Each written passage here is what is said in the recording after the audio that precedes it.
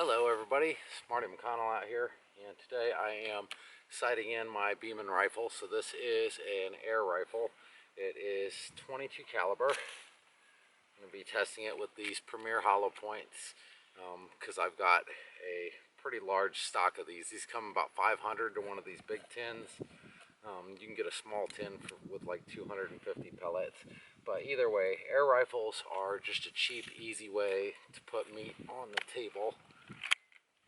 So if you are a prepper or somebody who wants to have just a backup hunting gun for whatever purpose, an air rifle is a good thing to have.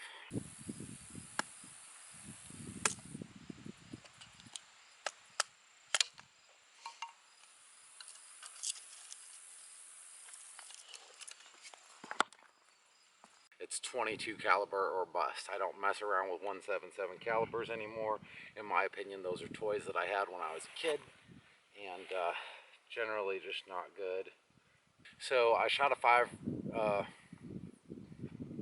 shot group.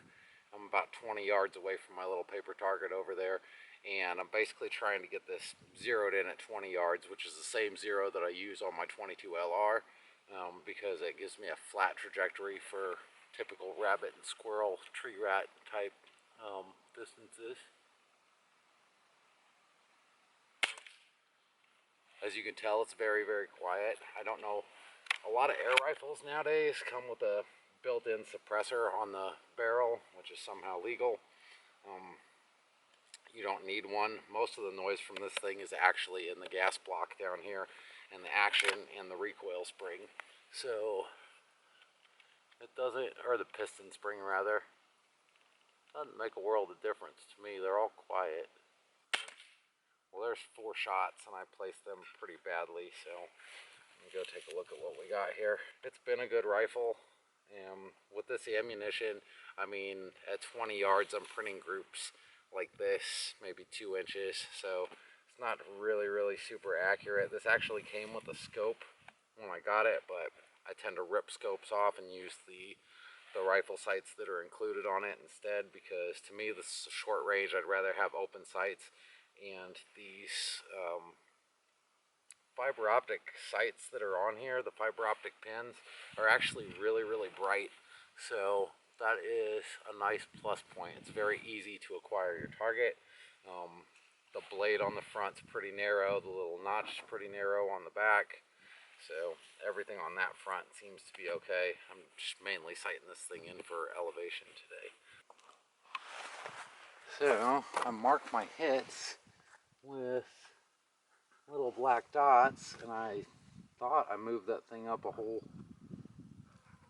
little deal, and it doesn't appear that my dots have moved up. So I'm gonna crank it up a whole bunch more and see what we get.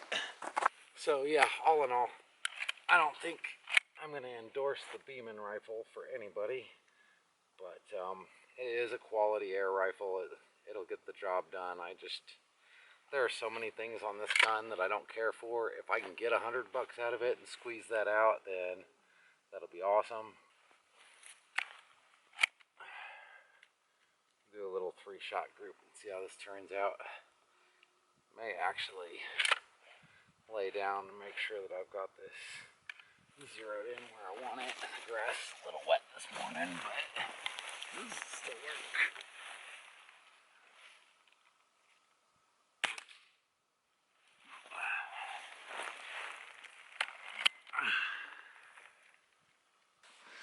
Alrighty, so these are the last group of shots that I went. I went about twice as high as I needed to, so I'll just back that down half a turn.